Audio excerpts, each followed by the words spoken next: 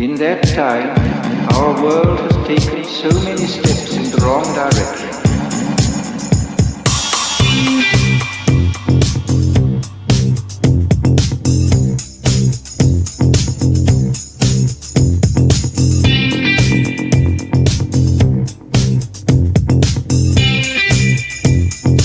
In the negative utopia, science, technology, social organization, dehumanization. In the negative utopia, science, technology, social organization.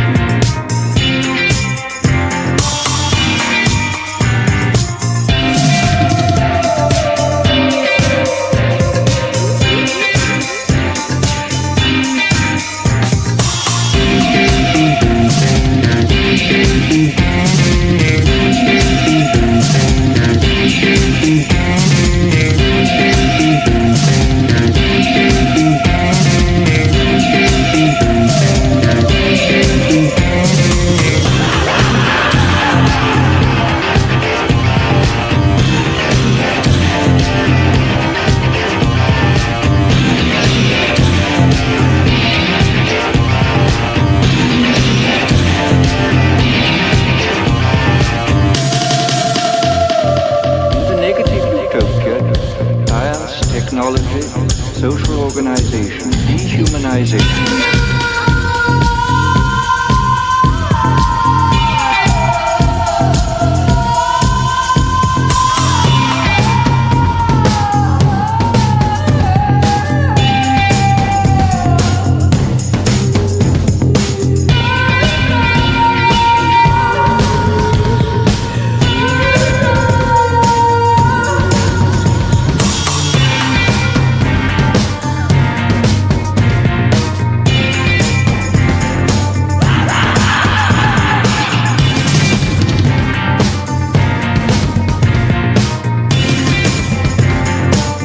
Medio Ball by Vincenzo Viceversa, opening theme for the Leo Zagami show with Leo and Christy.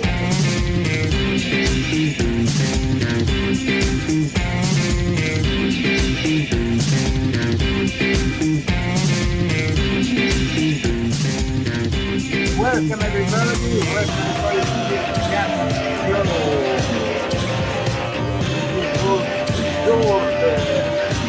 Hope you have a great week. We have an even better one. Guess who's American? Yes. Who said Ladies it? and I said it. gentlemen, Leo Zagami this week became American.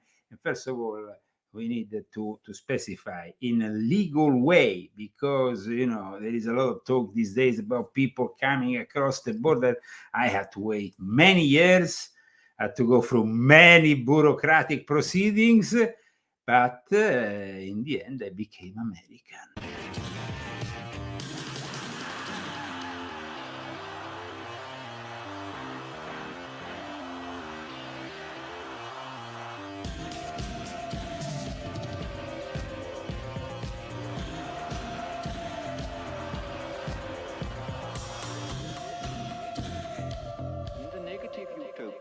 Technology, social organization.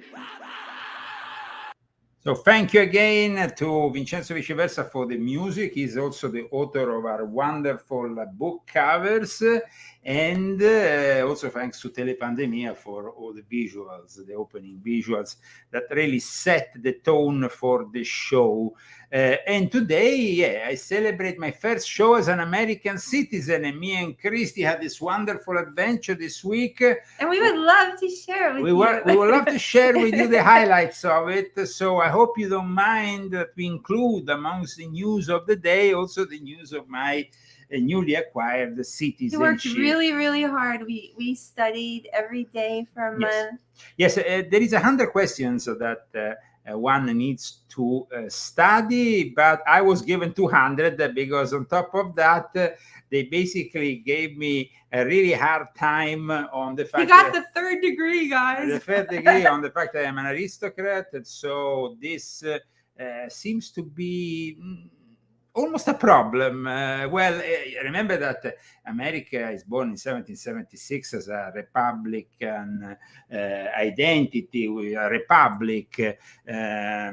So maybe that was the reason for all these questions. We separated from the Queen and Britain and all that crown and so, stuff. of course, a lot of the interviews verge on my relation with the royal family, as I'm related to them. And there was also other questions that are not usually given to people who apply for citizenship, like my past membership in the various Masonic secret societies. I mean, it was a 1 hour. Usually, I mean, from what I heard, in 20 minutes, it's over. It lasted an hour. Chrissy was starting to get worried. I was sitting there like, I was just sitting, shaking in my chair. Okay. But I wasn't worried. I just thought maybe, I don't know. I always think that he's going to get kidnapped. So, okay. But I have a few things to share with you. And of course, we have some pictures, we have some videos.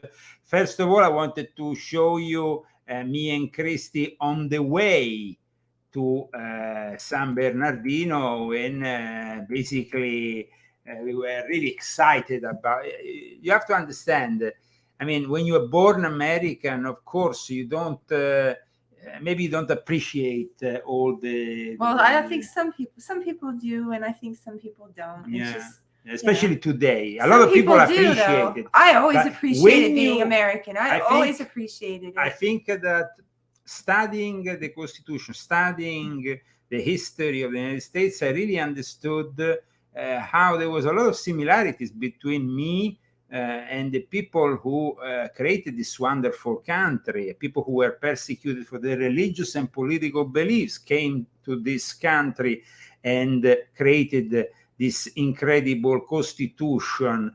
So here we are on the way to the citizenship. Hello, everyone. We are here on this historic day 8.9 miles. Keep right onto I-10. when Leo Zagami becomes an American citizen. Wow, that is so cool. Well, how you feeling, Amore? Well, it's the most important day of my life. Mine too. It's very exciting. Not scary, but I guess that's normal. Oh my gosh, I'm not doing this very well. Okay. So he studied a lot, so I helped him. He knows. Okay, Amore, what is the Constitution? The Constitution sets and Keep right onto defines I-10. the American government and protects the rights of the American people. That's awesome. Okay, see you later. So here was one of the many questions that you're given when you become an American. This was the study guide that I went through. And I really appreciate the fact that one has to really understand and study the history of the United States of America. I mean, I wonder, though, how many people in the United States know, for example, all the various things I had to learn, because Well, obviously, I didn't know all that stuff. I know it now. I don't know. I come up with this voice when I'm talking sometimes. It's my 1930s voice. So. like I remember once when Savannah went, you remember Savannah works at InfoWars, went to Tucker Carlson, and she said to Tucker that she actually learned, for example, the fact that America was divided in three main institution. You have the judiciary, you have the executive, you have the legislative, and she only learned that by working at InfoWars. So this just to give an example of how people at times maybe don't like to study and to understand really their country. But it's important to understand, because once you understand all the nuances, all the details, you really appreciate the Constitution of the United States even more. The fact that in these three words, we the people, we have really the basis of this incredible experiment that took off on the 4th of July, 1776. And in fact, when I was asked, you know, the historic questions were the first ones they gave me. And I got them all right after studying. So I want to thank Christy, because Christy went over them over and over again to make sure that I will get them right. I was not. He said I was a Nazi because I was like, really, you need to do it like this, and I would yell. No, but it was good. It was good. It was good. I wish, though, that they stick only to what I was required. When instead we kind of deviated, and it became even.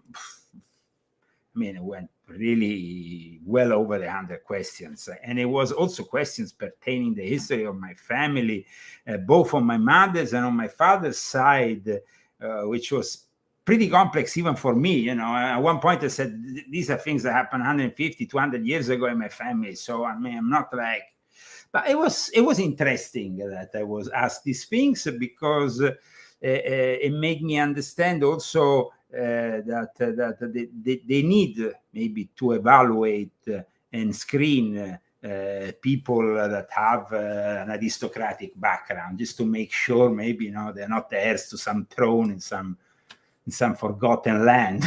I don't know, maybe that's the reason. But at the same time, like I said, I was given questions, and then I also had to write them down at one point. I thought they were only oral questions. That's what they usually say, that you're going to, instead I was also made to write down the answers to certain questions, and I was required a lot of other stuff, but in the end, it was all satisfactory, because they invited me to go downstairs and immediately take the oath. The moment which I have the Star-Spangled Banner. Oh God, that was so hard. I was like, what's the national anthem? He came up with Star-Spangled so many things. I'm like, no, Star whatever, banner, Star this banner. He couldn't get spangled. Pledge of Allegiance, the Oath of Allegiance, which is very important. And then ultimately you get the naturalization, which basically certifies that you are an American. This was just a few minutes before I gave my oath of allegiance, and I think this was a very important moment for me. It got emotional. The most important day of my life. I'm here to give the oath of allegiance, finally become American. I helped him. I helped him with all of his questions, and he got them all right. Yeah, absolutely. And look, he's gonna take this. Oh my God, everybody, I want to cry so bad. I'm telling you, I want to cry so bad. Am I gonna look ugly like fish eye on this? No, I don't think so. In any case, with honor and integrity, we will safeguard the American people, our homeland and our values. Okay, Guys, do one without me.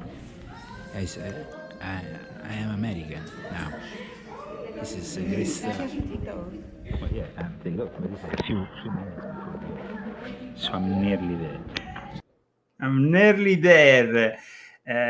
They didn't let us film the actual ceremony. I asked if we could, because I was with other 3 people. They might, for privacy reasons, forbid that. But like I said earlier, maybe some Americans don't appreciate, but a lot of Americans appreciate the values of the Constitution, the values of Everybody America. that's fighting for America right now appreciates the Constitution. Let's say that we do. Half of America that follows Joe Biden, unfortunately. And this guy.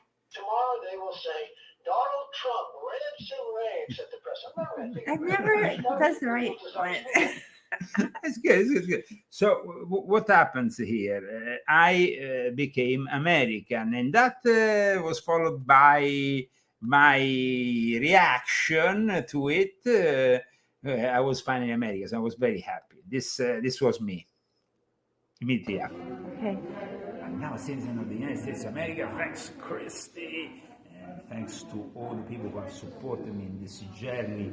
Finally today, I pledge allegiance to the flag, and I'm now a United States citizen. This is the biggest honor in my life and the most important day ever. Thank you so much. God bless America. Wow. I was really, and it was the most important day of my life. I mean, you have to understand, for a few years I lived really without a citizenship. Italy is the country which has persecuted me, Christy, and let's straighten up this, because otherwise people say that we have put the Cricket Vatican. yes, It is cricket though. And so for many years I was living in a limbo without having really a country. The Italian authorities were not even bothered to register me here as a citizen. It was just like, I mean, these people are just out of order. The corruption of Italy. A lot of people say, but Italy is a wonderful place. Europe is great. You have to understand, the guys. I was treated very bad. No. Yeah, I was. Yes, no, but let me finish what I'm saying. It's very important here. When you go in Europe as a tourist is one thing. When you live in Europe, and you, for example, Christy, are saying that because you lived in Europe, then that's the difference. The difference is when you actually live in Europe, and you live in countries like Italy. Well, that was a bunch of crap. A bunch of crap. So I mean, it's great to go there as a tourist. I will highly recommend it. But yeah, just go as a tourist. Don't try to live there. Why would anybody try to go there and live? No, it is really risky. And it's a third world country. I mean, but remember, if you go there as an American, you're still an American, so you are protected by. You're supposed to. You're supposed to, protected. And when you had your problem there, they put me out of the shower in a hotel. But when you were there, Christy, and you had that problem, we were said after that you should have called the embassy. So. I mean, you should have called them. Well, but we didn't for other reasons that I will explain you in private. Here we go with another. I'm finally American. Thanks to all the beautiful people that made it possible. I'm here with honor and integrity. We would safeguard the American people, our homeland, and our values. I'm American now. This is incredible. God bless America. Hi, Christy. I love Christy. Always animated. No, I mean, it's very important that people understand that in Europe today, with what is happening with the war and everything, Europe is not only a safe and it's not any longer a safe place, but it's also a place that persecutes its citizens. We saw it during the pandemic also. So I mean, Europe is the last place you want to be living if you are going to live abroad. You might want to choose another place. I highly recommend another place. And so stay here. No, but I mean, visiting as a tourist is different. And that's why, sorry if I interrupted you earlier, but I wanted to say that. Visiting as a tourist is I interrupt you too. No. Part of our thing. No, absolutely, don't worry. But you understand why I was so passionate, because when you go there as an American with an American passport, you are treated differently in Europe. Well, I'm American with American passport, and I was the one that was treated differently. And I just want to say my testimony that it sucked.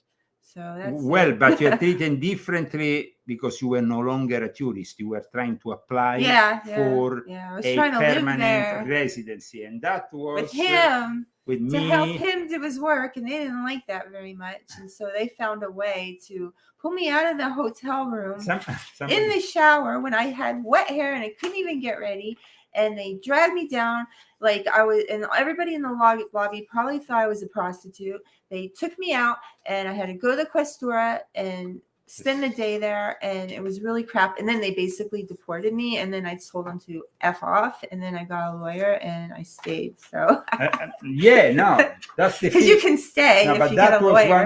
Actually, that was the thing I want to tell you.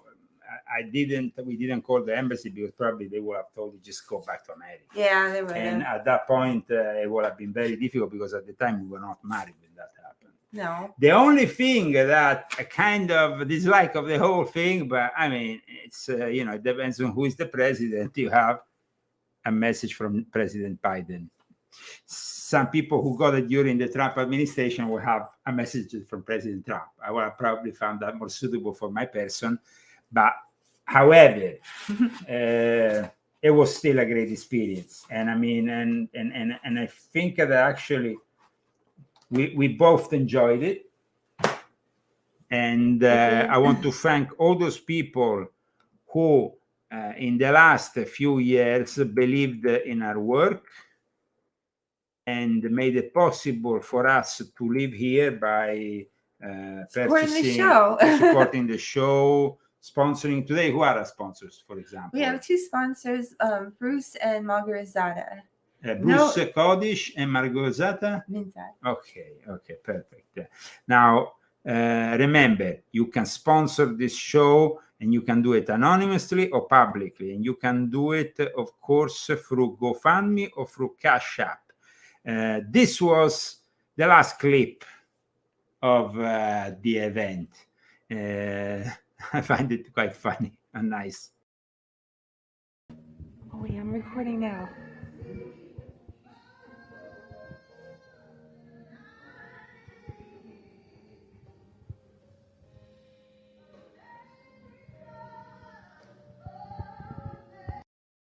I like there was the music in the back. Yeah, that was really nice. Yes. Okay, so I mean, we went on for 20 minutes talking about it, but you have to understand, it was something I was waiting for a very long time.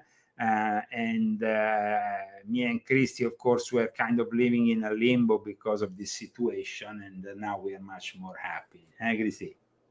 Yeah, we would have stayed here anyway, though. We were in limbo. We were going to stay here. But of course, I ain't leaving this country ever again. Yeah, I guess that. But without being American, it would have been very difficult. Because you see, I want to participate to the political life of America. I want to be an active citizen. I want to enroll in the Republican Party, for example. I want to be somebody who is able to vote for the most important elections in the history of the United States, which will be taking place this year. So, of course, it's only one vote, but my vote will definitely be for Donald J. Trump. So that's 2 votes now. So that's 2 votes here in California. And we have also, of course, the Senate race with the Steve Garvey, which is competing against Shifty Shift. People criticize a lot the political system because it seems corrupt beyond repair. But you have to understand that the political system and the rights and privileges that you have here in the United States are really incredible compared to other countries. There is no other republic in the world which I will take an oath to. I tell you, there's no other republic. It's just wonderful, this country. My country, 'tis of thee. Is your flag over here? I mean, of course, apart from Trump, most other the actual flag that they. Oh, you put it there. Yes, because I wanted to show you. They give you this flag. The immigration authorities give you this little flag. See if you can see it. And this, of course, will always be a very precious flag for me. It was emotional for me to become American, and it is. He's only American too. That's it. He's not keeping any other. No, you see, other people. I mean, apart from the fact that you declare on your oath and your pledge that you are actually giving up on any other allegiance to any other country, but it's very important for me also now to formally renounce to the Italian citizenship, which is basically connected to that European technocratic nightmare. Europe is a dictatorship under Nazi Germany. This is the truth. Yes. Like I wrote and I explained in volume 7 of my Confessions, the Reich is still alive. It's the Fourth Reich and it's the EU. This is how it is. And you better believe me because I live there. So you can actually go there, have a nice pasta, pizza, mandolin, whatever. You can have fun in Italy as a tourist. You can have fun in Germany as a tourist. You can have fun in France as a tourist. But for how long, we don't know, because Macron is pushing for World War III and is doing it once again. So here we have a clip of Emmanuel Macron, the French president, that is really demonstrates how Europe, and I hope that with Trump things will change for Europe, but it's possible that Europe will go its own way because they are completely lost in their woke technocratic nightmare. So here is Macron that once again is pushing for boots on the ground in Ukraine, and that will mean, of course, World War III. Bonsoir. On Thursday at the Élysée Palace, President Macron not only refused to rule out the idea of French boots on the Ukrainian ground, but doubled down, saying that fixing a limit on what France would do to stop Russia would be a sign of weakness. I could say to you tonight, it's far away, we are for peace. But those who say that, the same people who don't want to support Ukraine, they are not choosing peace. They are choosing defeat, giving up on sovereignty. Because they're making the choice of saying, we have lines we won't cross. He would not be drawn, though, on what it would take for France to send in troops, adding that it was not his wish and that he was not seeking escalation. We have limited our vocabulary too much. We are not escalating things. We are not at war with Russia, but we must not let Russia win either. Adding that all options were on the table to assist Ukraine. The sit-down interview came after a shift in the French position earlier this year. Emmanuel Macron, having, by his own admission, been the Western leader who had spoken the most with President Putin over the years, and having said in the early months of the Russian invasion that the war must not end in a humiliation for Russia. But in February, the president signed a €3 billion bilateral security agreement with President Zelensky, soon after launching the French-led artillery coalition to help meet the needs of the struggling Ukrainian counter-offensive. They seem to be very close, those two. Maybe too close.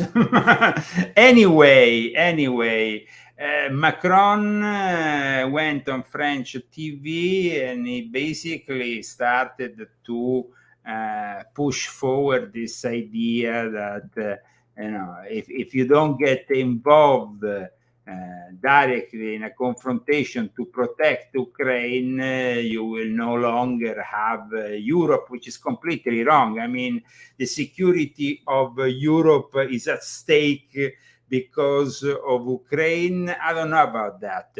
I think that in the meantime, of course, the reality of these current Russian elections, which will, of course, reconfirm Vladimir Putin, shown also once again the future of places like the Donbass region, which are now firmly in the Russian Federation and are actually voting within the Russian Federation, like Crimea. So it seems impossible that these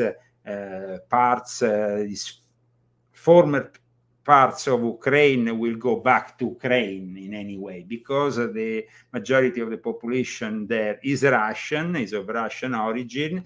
And I think that in the end, instead, we might see a sort of departition, a little bit like after the Second World War with East Germany that went to the Soviet Union, Russia, and West Germany that stayed with the Allies. I think we are going towards that kind of separation. And actually, the separation will work much better this time because when it came to Germany, it was all Germans, and they were separating really people that had shared the same ethnicity, the same language, the same culture. While instead here we have part of the country that really shares a Russian identity, another part that has this Ukrainian identity, which, like I explained in volume 9 of my Confessions, as you know, it's an artificial identity that was created in the last 200 years by the enemies of Russia, mainly Poland and Germany, and the Illuminati with a series of secret societies. And so in this book, in particular, you have the reality of the Russian, of what Russia is claiming also historically, but also the reality of this alleged Ukrainian identity. Now, continuing to support Ukraine, of course, is something that when Donald Trump goes back to the White House, he himself said he's no longer going to give a penny to Ukraine. So, well, things are definitely reaching a big change that hopefully will show to the world that Trump is a much more peaceful choice than Biden. It's always been like that. The Democrats have always been the ones that on paper show themselves as being the ones that they are into peace, into all that, but then in reality they are very much into war. Europe has a big problem, and Orban, who is of course somebody has been very much criticized lately after he visited Florida and visited President Donald J. Trump. He has made a speech. Orban, of course, is the president of Hungary. A speech that will be judged as very controversial because he says that to preserve their own sovereignty, they should occupy Brussels. They should occupy Brussels, and that is, of course, a very anti-European rhetoric for somebody who is formerly a member of the European Union. This is basically Orban a few hours ago. Paul. So he says that if we want to persevere, how you say it? If you want to continue with our liberty and with our sovereignty, we need to march on Brussels. We need to occupy Brussels. I mean, I don't know. I mean, this seems pretty strong. I mean, I know it's a rhetoric, but it's a pretty strong rhetoric from Orban. In the meantime, we had, of course, the celebrations for St. Patrick. And we have a president who seems to be very proud about his Irish origins. We all have a bit of Irish blood. In fact, today we have a little bit of a green team here going on. This was another St. Patrick day at the White House filled with a very confused Biden, who guested, of course, the Prime Minister of Ireland and various Irish representatives. But like we said, very confused Joe Biden.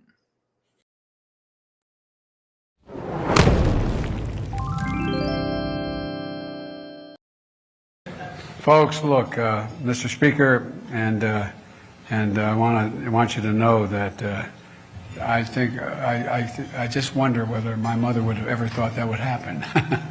My grandfather used to say that being Irish is enough. At any rate, I won't go into that.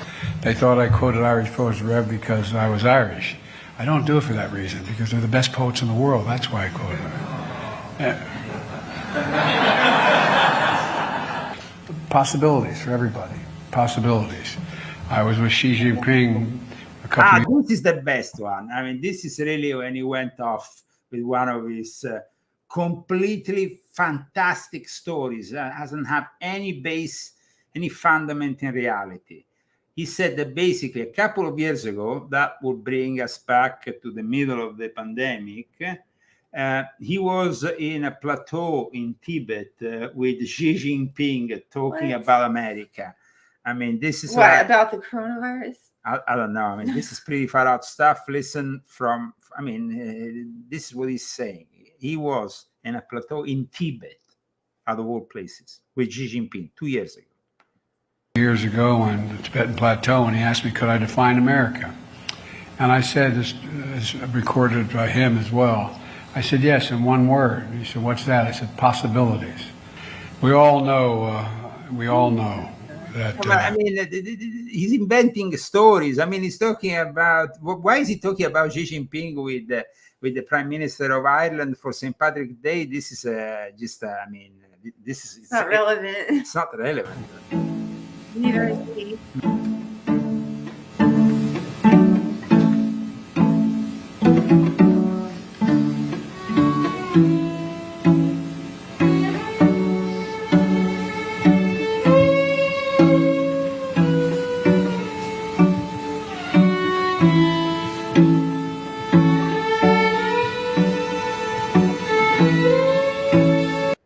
Now, if you think that this was pretty far out, well, Biden is really far out. I mean, forget the State of the Union address that he did on some kind of drugs that brought him back to reality for an hour or two. I don't know what that was. Yeah, that was like, I don't know what that was. That was something. Neither does anybody else. Nobody really knows. Well, the president is pretty confused, let me tell you. Yeah.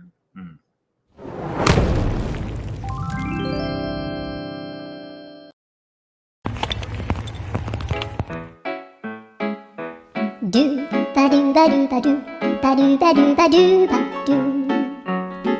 do ba do boo do a boo ba do ba do boo boo ba do a do ba do ba do a do ba do ba do do do a do ba do ba do a do ba do ba do ba do ba do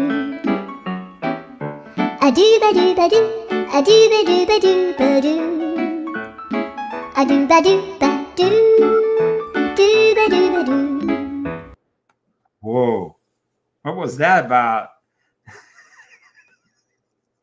It's embarrassing. I know, it's pretty.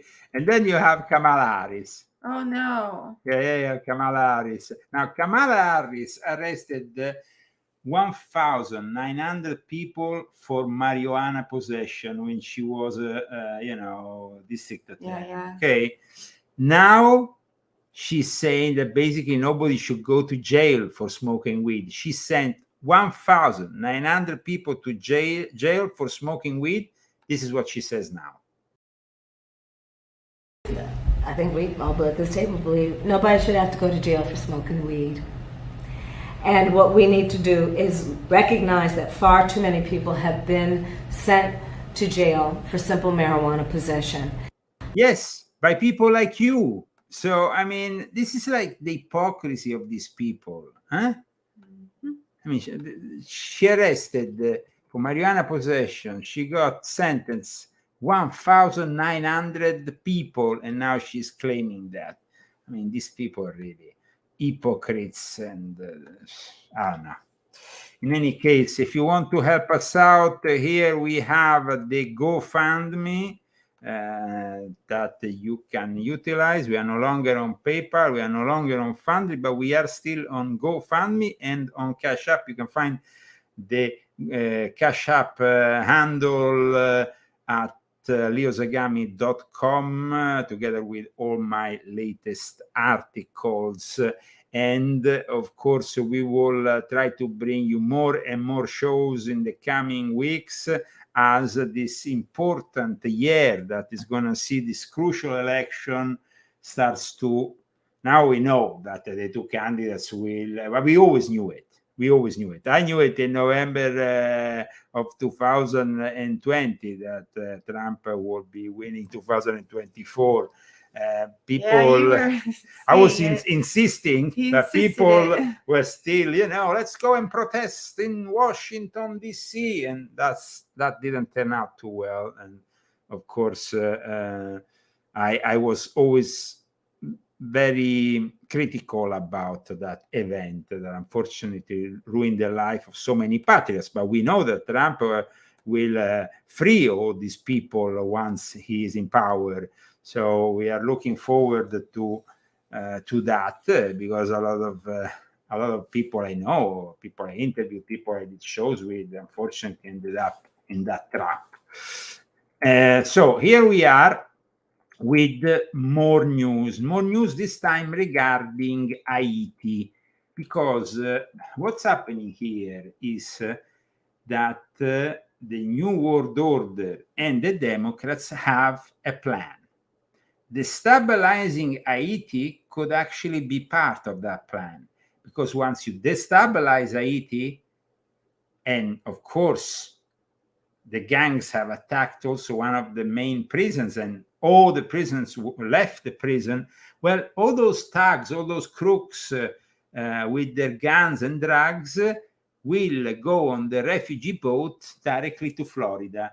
And if Haiti collapses, all those immigrants will move to Florida. And once they move to Florida, they will change the political landscape.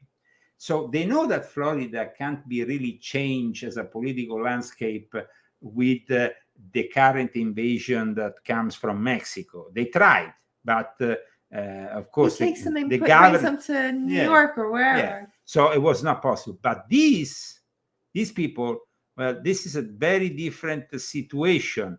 And we have evidence of the first ships, the first boats that are arriving from Haiti, filled with guns and drugs.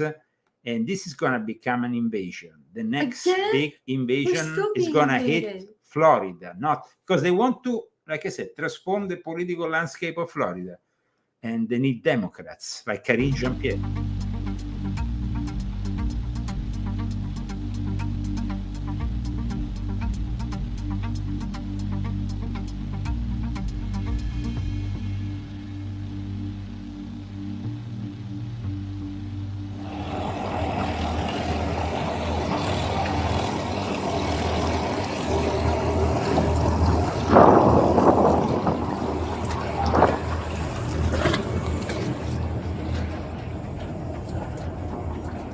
That's good. That's good.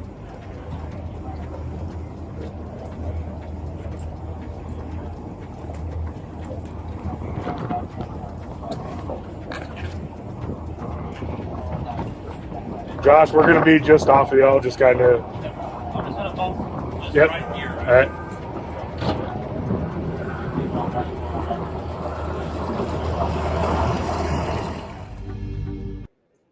Now, this is a small, very small part of a current invasion that will, like I said, create a lot of problems for Florida. That's why Matt Gaetz, who is a representative for the Republican Party, who comes from Florida, has torched the Biden administration officials that have been testifying and preparing for the massive surge of Haitian migrants that will come in the next few months. Because now we are focusing, of course, on Mr. Barbecue, on the collapse of Haiti, on the cannibalism that is going on all the terrible things.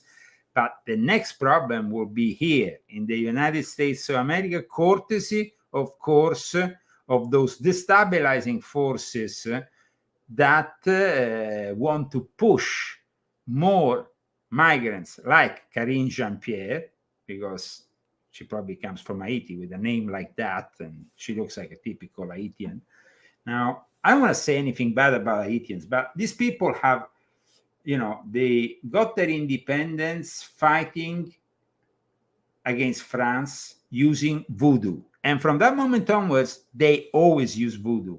And if you basically sacrifice animals, sacrifice human beings, and practice black magic to the laws, well, don't then, don't be surprised if your country turns out to be a shithole. And you can't say shithole. A representative from the Republican Party said Haiti was a shithole. The Democrats criticized him. How dare you call it a shithole? So, this is the Democrats. They are preparing a new invasion. They really are Democrats. They are Democrats, like I explain in volume 4 of my Confessions. And in volume 8, I also explain all the connections between Haiti and voodoo and Freemasonry that people should check out. But check out also this video, this clip about Matt Gaetz, who is interrogating, let's say, these Biden admin officials, which gives some really idiotic answers, by the way. The difference between Haiti and a failed state.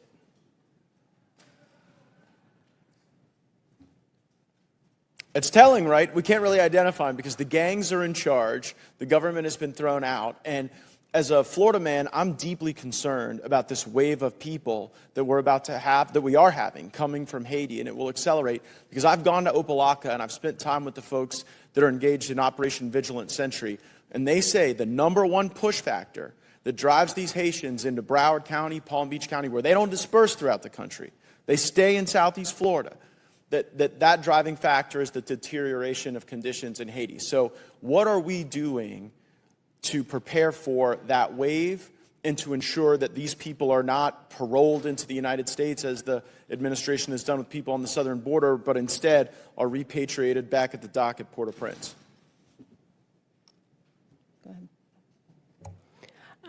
Congressman, we're doing a number of things to ensure that we're keeping track of the situation and we're prepared. At the moment, we have not yet seen large numbers, what we would characterize as a maritime mass migration. But we are alert to that. Mass migration, though. We are alert to that possibility. I think you're right that the driving conditions in Haiti could very well press more people. So we've recently approved some additional assistance that we can provide to the Coast Guard. I think that has now fully been approved. We'll be providing notifications if we haven't already to provide additional shipboard assistance. Because I've talked to the Coast Guard, and what they say would really support them would be more naval vessels, would be DOD support. And because I think you correctly said that there is an anticipated mass migration here, there are specific legal authorities that we can access that I would implore you to access. Specifically, George W. Bush signed Executive Order 13276. And in that executive order, there is the ability for any president to designate an anticipated mass migration and then get gray hull naval vessels into the Straits of Florida to deter that migration and then to repatriate those people before they get to Florida. But they don't want to stop this new invasion. They want people to accept it as part of the new normal, so then they can redraw the political landscape of one of the most Republican states in the United States of America, just like they have been doing with Texas, just like they have been doing with Arizona, sadly successfully, because now they are in charge of large chunks of Arizona that used to be a red state, and New Mexico, which of course it's basically in their hands and it's not gonna probably ever become a Republican reality. So here, remember guys, we could go towards an American Renaissance, but we could also go towards a terrible recession, and that's what's happening with Joe Biden. In my books, I explained in volume 8 the connections between voodoo and Freemasonry.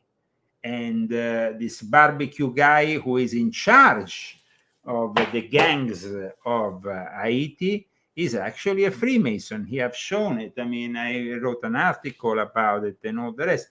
But voodoo and Freemasonry have a lot of connections, especially also with the ancient and accepted Scottish Rite, which was born out of present-day Haiti. So we need people to wake up a little bit to this demonic reality, which I've also outlined in Volume 4. The Democrats are demons, are basically demons. What they are pushing is demonic. Their ideals are demonic. And so the only way to avoid, of course, their way, their influence, their way of life is to probably not have anything to do with them. And at the moment, this is possible, even here in California, where they are the majority. But the problem is that they're pushing more and more their BS towards us. Well, they can't push it on us because we don't want it. Now, we don't want their BS. A lot of people are sick of it. A lot of people feel like I do. We're sick of shaking our head. Let's not forget that that all that hoodoo that we have here in America, and all that tradition that we find also in Louisiana and so on, was carried partly from Haiti into there. When there was the war for independence in That's Haiti. just terrible. So I mean, these demons. Terrible, terrible, terrible demons. These are really bad ones, guys. Yeah. And they're all coming here. So get your armor of God on. We're going to fight. Absolutely, absolutely. Now, regarding Europe, though, we have a similar problem. Because what's happening in Europe, and this is something that it's very similar, is that, we heard in the past week or so that Joe Biden wants to build a port in Gaza. They actually, the Navy, the people who are responsible for constructing this future port in Gaza have left with a ship, a Navy ship here from America, to go and construct it. But people don't understand that what they are doing in Gaza is to facilitate the invasion of Europe. They are gonna build a port in Gaza to facilitate mass migration of Palestinians to Europe. So that's why Joe Biden is supporting this idea. Now, there is very few people that are talking about it, but I found this article that seems to explain this by Paul Joseph Watson. Experts say Gaza seaport is to facilitate mass migration of Palestinians to Europe. Europe is very fragile at the moment. So if you bring more Islamic people, they will inevitably have problems. They will go and enrich already all the fragile equilibriums that we have in places like France, where you have a lot of Muslims, especially in those suburbs that are basically living like they are in some kind of Muslim country following the Sharia. The same is happening in Sweden and even in Great Britain. This is basically to facilitate the Kalergi plan that I've talked about many years ago on InfoWars. So an invasion is being planned to destabilize America from Haiti. Another invasion is being planned with Gaza. And at the moment, everybody's giving Netanyahu a hard time. And the current alternative media is actually, guys, I mean, if you go and check the current alternative media narrative, is all in favor of Hamas, of the Palestinians, And this is insane. Yeah. But you have to understand that Hamas was created by the Muslim Brotherhood, that was created by Freemasons, by the Western establishment. The Western establishment has created these elements to destabilize the Middle East, like Hamas. Hamas needs to be completely eradicated and eliminated. And for that reason, Netanyahu is doing what he's doing. But of course, Joe Biden is giving him a hard time. And we saw also Chuck Schumer giving, who is himself Jewish, giving a hard time to Netanyahu for defending his country and reacting this way. Of course, a lot of people have died. But if you go and invade your neighbor and kill brutally and savagely people, rape them, do terrible things, the reaction has to be inevitably a reaction of war. It's not, there's no diplomacy with thugs that still hidden in one of their many tunnels the remaining hostages. Others have died. It's just said that 36 hostages have died in the hands of Hamas. So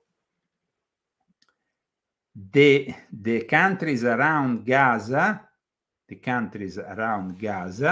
are countries that don't want to welcome in any way these people. So what's happening is tomorrow there will be a meeting with Ursula von der Leyen and Giorgia Meloni from Italy in Cairo with the Egyptians who don't want these people.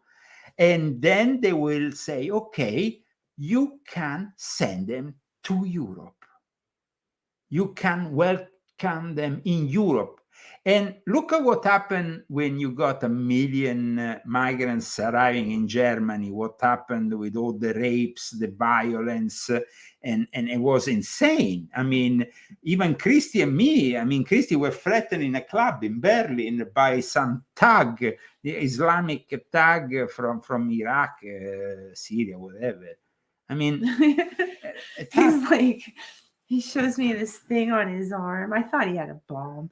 And he's just like, this is who I am. I mean, he was like down with America and all this stuff. And then like he hated me with a passion. He hated me with a passion, and I could feel it.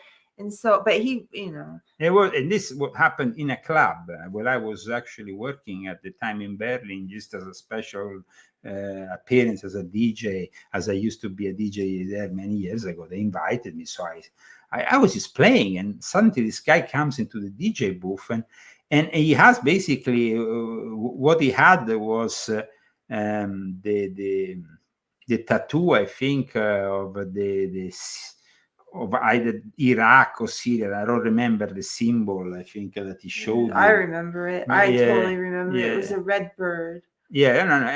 And so this is basically what is happening with Europe, but at the same time, like I said, there is elements, destabilizing elements also here in America, and we have also many possible terrorists that are also crossing the border here near San Diego or in Texas. And a lot of Chinese. And a lot of Chinese. There was a lot of Chinese. A lot of Chinese, of course. A lot of Chinese that are also not really, potentially they could be also enemies that are infiltrated by the Chinese army to create acts of sabotage in our territory. So this is insane, but it's also insane to see certain people act in certain ways. Now, Kamala Harris, we all know, is an idiot, but the stepdaughter of Kamala Harris is apparently even more idiotic. Oh, really? Kamala Harris' stepdaughter is raising money for a group tied to October 7th slaughter of Jews in southern Israel.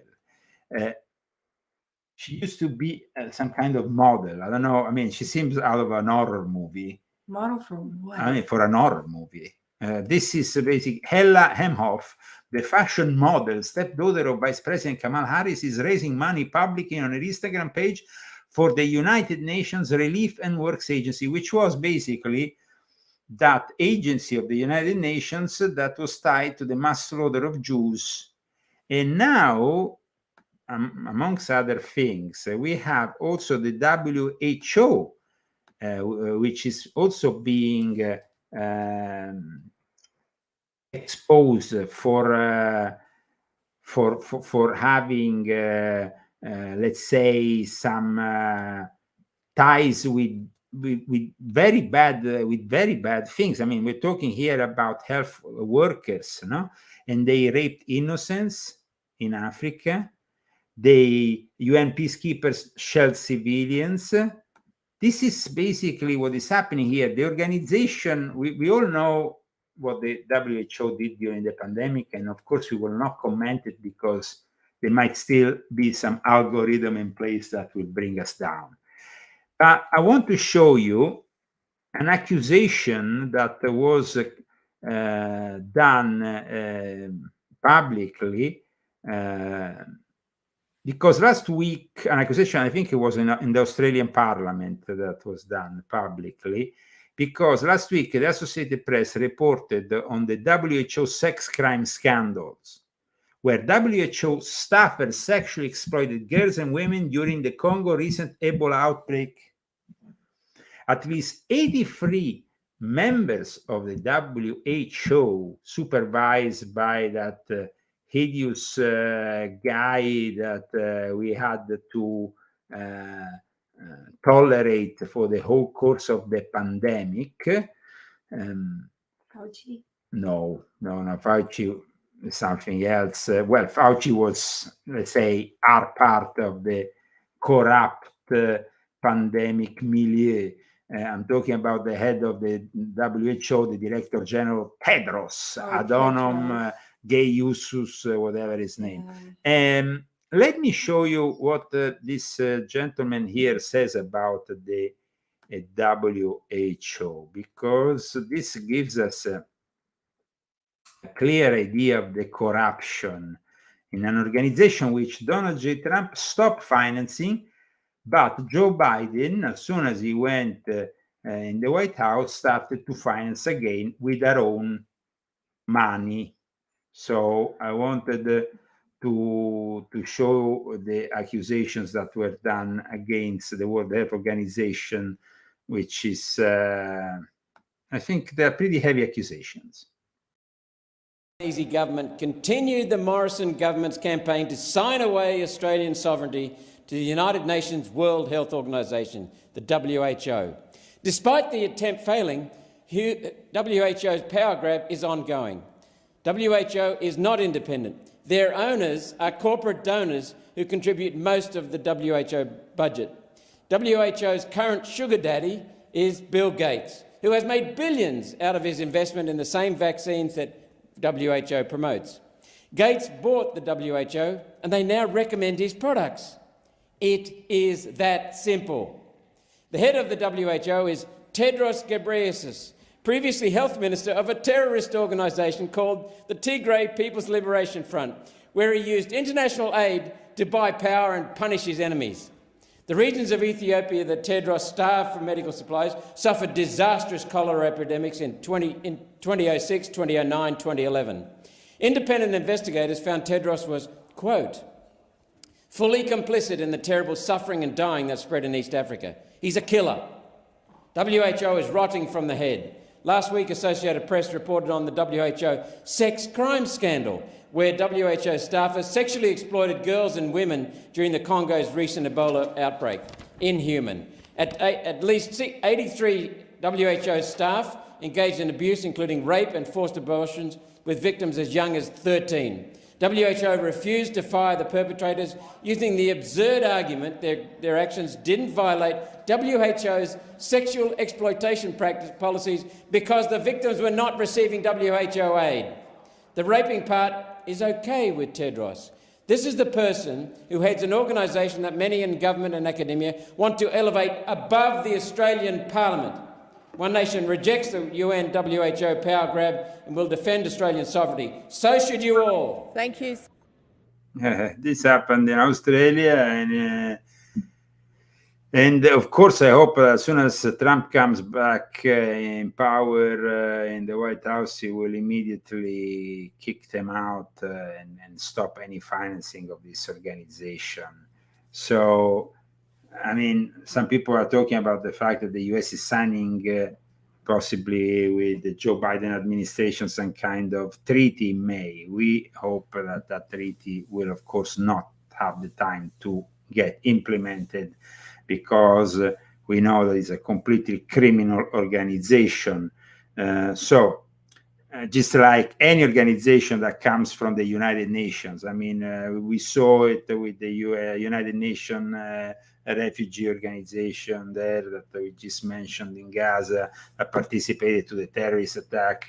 There is, of course, also all the work which I have outlined with the Codex Alimentarius, the WHO and the FAO, that is also based in Rome, regarding food, agriculture, and all the manipulation games that ultimately want to propose as insects and other diableries to eat. If you want to learn more about insect witchcraft, Volume 9, of course, of my... Volume 9 is really an incredible book. Like, out of all the books that you wrote, that one really made an impact on me. And it's really important. It was really an important book. I felt a strong, It is definitely an important book. The people who have read it, they all had positive things to say about it. And it's, of course, preparing the ground for Volume 10 that will come out possibly in the end of April or May. And this book, Volume 10, well, I want to tell you more about it, but it's going to be groundbreaking, and it's going to really make you realize a lot about what's going on today in the Middle East. But let's move forward, because I want to go back to the Russian elections. Now, there is also some funny aspects of the Russian elections that are really kind of weird for us. What goes on in the Russian elections at times is also very folkloristic. They have singers, they have all kinds of things that are really weird. Let's go and check it out. This is basically what happens. People get married.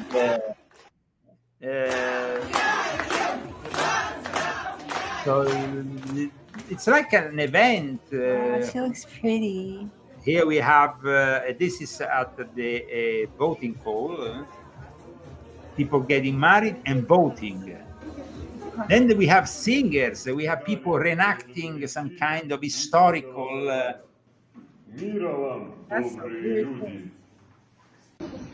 And then you have even, guys, this is something I think Tucker Carlson needs to know. He probably doesn't know. They had a cartoon... like a stand-up. Yes, that you can take a photo with at the voting pool of Tucker Carlson. Now, Tucker Carlson, I don't know if you know this. If somebody who is following me knows Tucker and wants to forward him this, I think it is pretty incredible. Tucker Carlson featured in a poll station in the Russian Federation during the current elections. And the whole family does it. They must really like him, eh? And then you have the singing.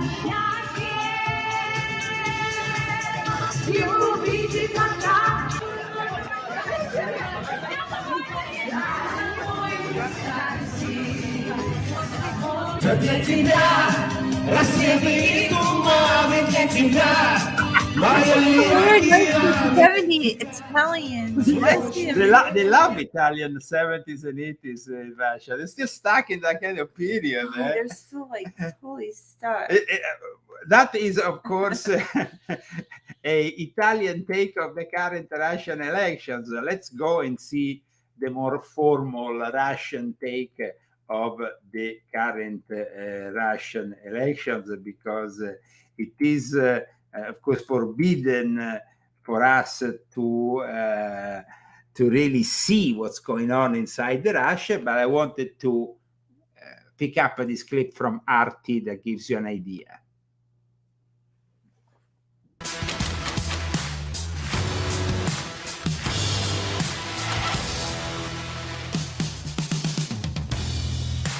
So here we are. This is basically RT, and RT, of course, is a state-driven organization, state-controlled news organization. We have a black presenter. With their ballot. They've been trooping out and showing concern and enthusiasm. Voter turnout surpasses 36.5%. Now we will also see who are the people who are challenging. Here we have Vladimir Putin. Then we have the other challenges. Now, who are the other challenges? A certain Vladislav Davinkov from New People Party, never heard of him. Leonid Slutsky from the Liberal Democratic Party. And then we have a representative of the Communist Party, because it still exists in Russia, for those people who have nostalgia of all the communist times. We have Nikolai Kharitonov. This is basically the current situation in Russia with the elections that are taking place in one of the biggest countries in the world. As an independent candidate, along with the other three contenders who are current national lawmakers representing three different political parties. So far, Vladimir Putin is the only candidate so far who has cast his ballot. Now, he cast this ballot using the internet. Because you can actually vote with the internet, but then the whole platform crashed at one point. So he managed to vote, but then the platform crashed. He opted not to go to the polling station, but voted remotely via the online service from his office. Now, let's head to our political correspondent. So this was, of course, a little insight in the Russian elections. We wanted to give you this insight because we thought it was also very funny, that folkloristic moment. However, in the last 24, 48 hours, we had also many acts of sabotage, mainly driven by the Kiev, by the separatists, by Kiev, basically, by Ukraine. This is what has happened mainly in the Belgorod region, which borders with Ukraine, but also in other parts of Russia, with acts of sabotage that took place also in certain pool stations. Let's have a look.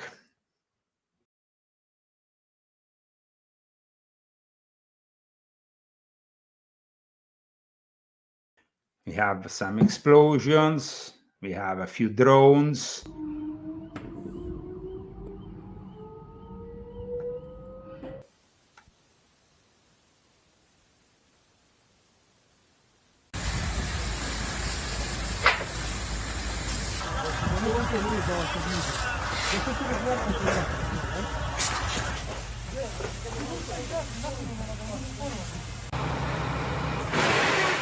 Внимание от реального положения дел на линии боевого соприкосновения. Как известно, сегодня в нашей стране, в соответствии с Конституцией России, начались выборы президента. С целью сорвать процесс голосования, запугать людей, хотя бы в приграничных с Украиной областях, киевский неонацистский режим задумал и пытается осуществить ряд преступных, демонстративных вооруженных акций. Это в первую очередь нанесение ударов по мирным населенным пунктам на территории России. Болезни, вирусы, вы прекрасно понимаете, это же огромная плотность, которая здесь выращивается. Желтые, оранжевые черри. Oh, that guy who was next to him was pretty strange. He had a mustache. He looked like Adolf Hitler. Okay, welcome to the Leo Zagami show with Leo and Christy. We want to thank once again our sponsors today, Bruce Kodish and Christy. Thank you so much to our sponsors. Please become a sponsor of this show, because if we have more sponsors, we might also bring you more shows. At the moment, of course, we didn't have that possibility, but also we invite the people who follow this show to sustain us by purchasing these books. Nobody bought books this week, so both my books and Christie's book. Actually, books, because Christie has volume 1 and 2. Actually, all these stories that about a lot of the stories that I talk about on this show, I wrote about in this book, like the most exciting things that happened to us. Yeah. I wrote about it in here, and there's pictures and stuff. Yes. And it's actually kind of funny. So there's just all kinds of stories about our adventures, and it's interesting. Well, Absolutely. my life, I think, is interesting, but I think you might too. So I think that a lot of people will find it interesting to read certain. It's definitely a book you don't want to that, put down, because it's really like that we had together, that also, you know, confirm the validity of everything I've been saying in my books. I mean, Christie was a witness for years to persecution, to the persecution, but also to the connections to the Illuminati, the Freemasons, all these things that people think, is Leo making things up? No, they are a reality, and Christie was there. I lived it too. Lived it through. I survived. Now, we know that living through these things is not easy. Now, Princess Kate Middleton, she is having probably a hard time. Something strange is going on. Yesterday, there was a former royal butler for Lady Diana who revealed that basically Kate Middleton is now with her parents in, I think, Norfolk, one of the English counties, and that everything is fine and dandy. But in reality, I don't know about that, because I think that there is a lot of strange things that are happening since it has not been seen in public from the 25th of December. And they posted a picture of her last week on Mother's Day in the UK. Yes. And it was a doctored pic. And so the news agencies, but she actually posted it herself on her Instagram. But that is actually only the last of the many things that were outlined in this brilliant take given by 7 News Australia. Check this out. It's the question that has taken over the internet. Where is Kate Middleton? Now, this is easy to dismiss as some sort of tinfoil hat conspiracy, but there are some very strange elements to this story, particularly when you look at the timeline of dates. So let's go back in time and do that. 12th of September 2023, Kate Middleton reveals a finger injury, which she claimed happened when she was trampolining with her kids. Innocent enough. Then 3 weeks later, on the 5th of October, Kate is pictured with 2 fingers still bandaged together. Now that, to my knowledge, is chemotherapy. That is not simply that 2-finger thing, that is chemotherapy. How do you know? Because I saw people who do chemotherapy having that kind of thing. They have to take a piece of your skin from here. So, together. Seems like it must have been a pretty rough trampolining injury. On the 22nd of December, Wills and Kate announced an official trip to Italy, scheduled weird thing. The announcement of visiting the Pope in Italy in the spring, which should be now, and it's not happening. Early 2024. Now, if you're planning major surgery of any kind for early 2024, it seems unlikely that you would also announce a trip to Italy at the same time. Then, December 25, Christmas Day 2023, the last verified public appearance of Kate Middleton, and also of the 3 children. Everyone looks happy and healthy. December 28, 3 days later, an ambulance with police escort is seen flying out of Sandringham, where the royal family was spending Christmas. There was no statement from the royals as to what that was about. Now, what was that about? What was that about? January 17, 2024. The Princess of Wales' condition potentially more serious, admitted to this London private hospital on Tuesday, undergoing planned abdominal surgery described as successful. At this stage, the palace won't say exactly why the princess required surgery, choosing to keep her diagnosis private. But she is likely to stay in hospital for up to 2 weeks. All her engagements expected to be cancelled until after Easter. It's announced that Kate Middleton is recovering in a hospital called the London Clinic. Now, during those 2 weeks, there are no reports of visits from her parents. So, non riporti from her parents, siblings or children. Where is she? This is really weird. Her siblings or her children. On January 18th, the day after... They only visit one day, Prince William goes. Imagine, if you were in hospital, only one day Prince William goes. I would kick your butt if you were my husband. Yeah. You better be there every day bringing me food. Yeah. Look at this. Surgery, Prince William visits the London Clinic. It was the first and last time he was known to visit, where she was allegedly in the clinic for another 2 weeks. On January 24, UK papers report that the inner circle of the Waleses were shocked to hear of Kate's surgery and that they weren't aware of any health issues. Now, this is weird because the inner circle is the friends, the relatives.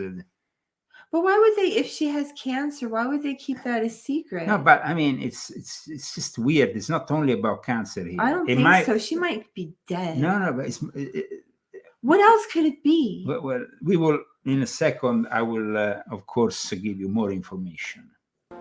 January 26, King Charles reportedly visits Kate in hospital, but still no known visits from her kids or parents or family. January 28, Spanish journalist Concha Calleja claims Kate Middleton is in an induced coma after her surgery, and she cited unnamed palace sources. The next day, on January 29, induced coma. Kensington Palace claims that Kate was discharged from the London Clinic to continue her recovery at home. At this point, Kate hasn't been seen publicly in over 35 days, and there are no photos of her exiting the hospital. On February 1, Palace aides slammed the Spanish journalist's story, which is a bit odd because they rarely comment on rumours. February 5, King Charles announces his cancer diagnosis, but doesn't say what it is or how bad it is.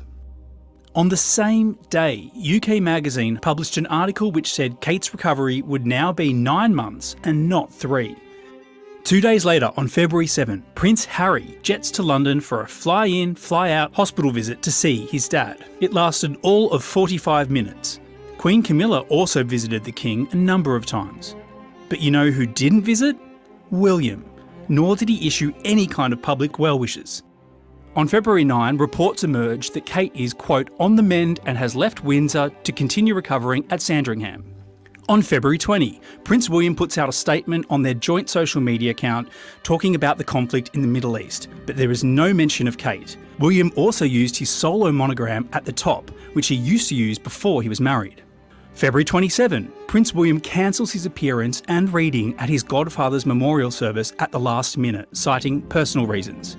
And in the same breath, he says that Kate is doing marital problems. Yeah, but the last time somebody had marital problems and ended up with Princess and they Diana, killed her, and she was killed. So marital problems, and they killed her. Deal for someone like the future King of England to pull out of an event like this at the last minute, and also just tack on that his wife is fine.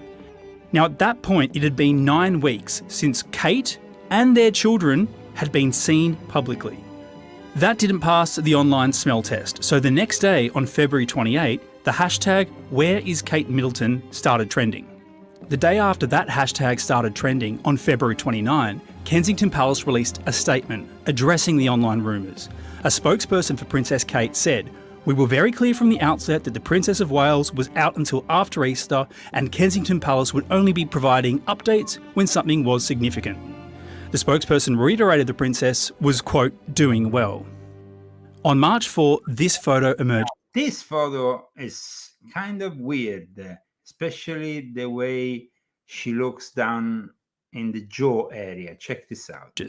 It's seemingly Kate Middleton being driven by her mum in a black Audi near Windsor Castle. And it's safe to say that Kate looks different, particularly her chin. 6 days later, on March 10, the royal account posted this picture, and oh boy. Well, this was basically the way to calm things down. They screwed it up big time. The caption read, "Thank you for your kind wishes and continued support over the last 2 months. Wishing everyone a happy Mother's Day," and signing off with a cheerful C for Catherine. Surely that's going to keep everybody happy and leave questions about the princess's health answered, right? Wrong. Almost instantly, it became clear that the photo was edited, like very edited. and not very well either. And the major photo agencies who released these photos noticed that too, and just hours later issued what's called a kill notice because the source appeared to have been modified. The royal PR team went into overdrive, and then this tweet was posted by the social media account attributed to Kate. In a statement, Kate allegedly says, "Like many amateur photographers, I do occasionally experiment with editing. I wanted to express my apologies for any confusion that the family photograph we shared yesterday caused. I hope everyone celebrating had a very happy Mother's Day. C. For Catherine." What a mess. The internet went into overdrive after that announcement. Theories went viral, like this one, which made a rather striking case that the photo was actually taken in November of 2023. And if you know anything about Kate Middleton, you know that people obsessively track her fashion. So of course I was able to find a bunch of blogs breaking down exactly what she was wearing. Now yeah, I know that the sweater in her picture was black, but stick with me because it's photoshopped. I think they changed around the clothes on the photo, but look at these boots and look at the pants. This is the exact sweater. It's from a company called Rice, I believe. And look at that neckline and look at this part right here. I've upped the exposure quite a lot so that you can see the ribbing better, but look how it lands on her thigh area, the thickness of that belt of the ribbing, and then look at the turtleneck. Yes, I know a lot of turtlenecks look the same, but I do believe that this was photoshopped to be darker and it was just that cream sweater because they don't make it in another color. They make it in cream and in camel. Now let's look at the boots that she's wearing in this new photo. It's the same exact boots as this baby bank visit that she did with her kids. And some claim that the image is actually a reworking of her Vogue magazine cover from 2016. And that brings us to March 11, and this vague paparazzi image, which shows William in a car seated next to someone who may or may not be his wife Kate. Now, Kensington Palace is standing by their claim that Kate will return to public duties after Easter. Whether or not that happens is yet to be seen, but one thing is certain. This situation is a mess, and it was made worse by Kensington Palace and their clumsy moves. What do you think, Christy? What do you think? I don't know. I really Let's don't. go and check the alleged lover of Prince William, because at this point we have to check out who is this lover. Cheating on her? Okay, Prince William. But this has been going on for a while. Why? She's beautiful. In fact, the alleged lover is not that beautiful, even if she claimed to be a model. Well, so is Diana. So whatever. Okay, so here it will be a repeating of the. They did it to She's Diana. called Rose Hambury, and she's basically married to an important British aristocrat. I like Kate. I hope she's okay. So let's go and check Lady Rose Hambury, who bears a kind of a resemblance to Kate, but she's much less pretty than Kate. Ew. And actually, some say she's pretty ugly. So let's go and check. Apparently, the husband, who is one of the most important British aristocrats, knows about it. Sarah Rose Commandery, Marchioness of Commandery, a British peeress, former model and former political staffer. She's married to David Cholmondeley, 7th Marquis of Cholmondeley. Okay, so this is basically the alleged lover of Prince William, and there is a lot of talk of her at the moment in all the various magazines. I think there is also a pic that there is a pic here with the husband, the Marchioness. Here, what do you think, Christy, of this whole story? I mean, it's becoming very it's speculation, so we shouldn't really speculate. I hope she's fine. I hope they didn't do to her what they did to Diana. Oh, yes, but definitely the situation is becoming highly suspicious. They kill all the good ones. So who knows? Some say, did Charles strike again? Because definitely what happened with the Princess Diana it's still still very suspicious, and it's possibly a murder. No, it was a very suspicious I don't know. I hope incident. she shows up after Easter. So we are heading towards the end of our show, but of course I would like to end this show with this incredible, crazy event that took place on a subway in Brooklyn, in the subway.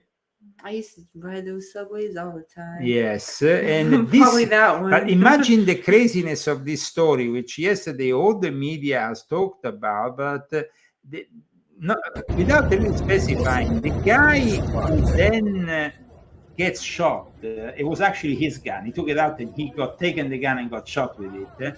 He is this black guy who was racist towards a guy who is apparently Arab, who he thought it was one of these illegal migrants arriving from the border. So all this escalated in a confrontation. Wow, really? Yes, and then unfortunately the guy himself got both stabbed by a girl who was there, and then shot with his own pistol. They didn't charge the guy who shot him, not him. He got shot, and he's actually all stabbed, screwed up. I mean, he deserved it. Look what he did.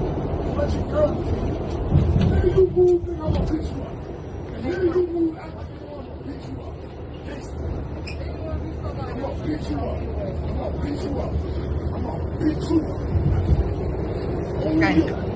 At one point, look what happened. No, look what happened. So the guy starts. There was the confrontation starts between, and so he beats up. He goes.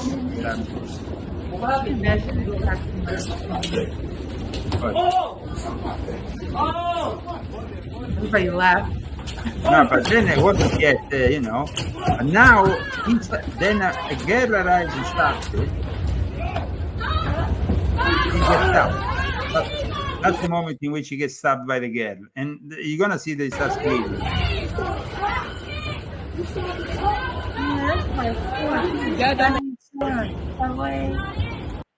But then it doesn't finish there. Because then he takes out the pistol. I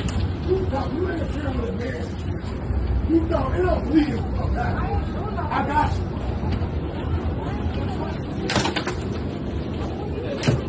You stabbed me, right? You stabbed me, right? You stabbed me. He's saying, you stabbed me, and then he gets the pistol, and then he gets shot with his own pistol. The guy was really... I didn't do nothing, no. You stabbed me?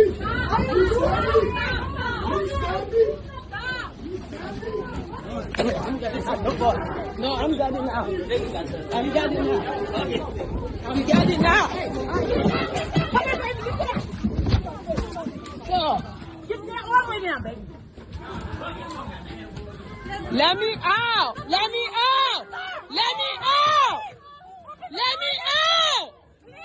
Let me out. Let me out.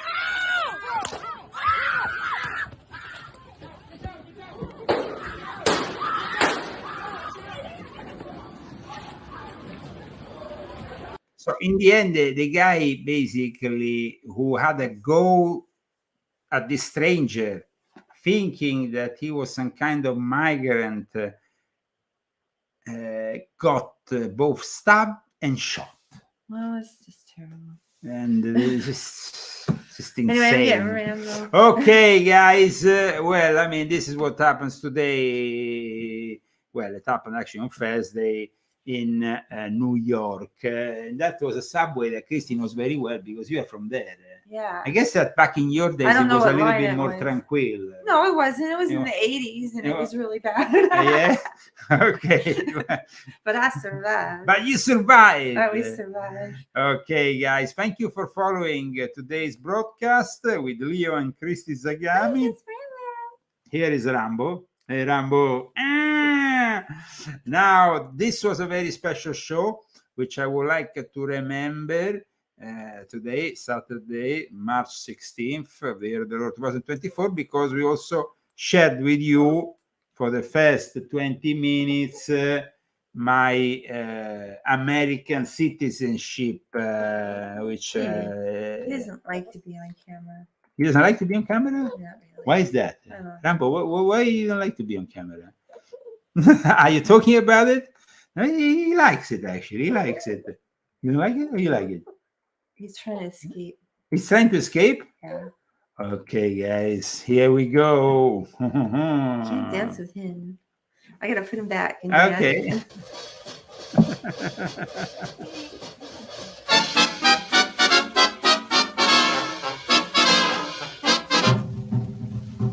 So, I am American now, ladies and gentlemen. Here comes the devil. Oh, here comes the devil. Oh, here comes the devil. Oh, the devil with the devil, says I. Shh, look out for the devil. Look out for the devil. Look out for the devil. Oh, the devil with the devil, says I.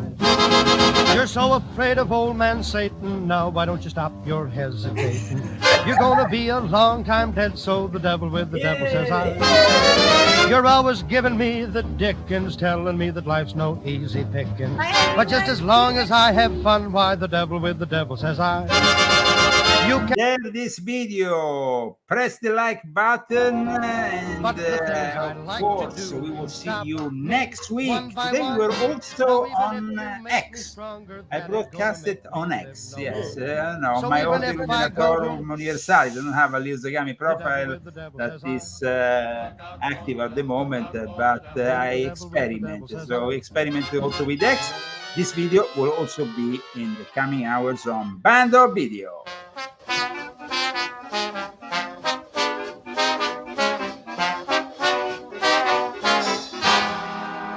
America!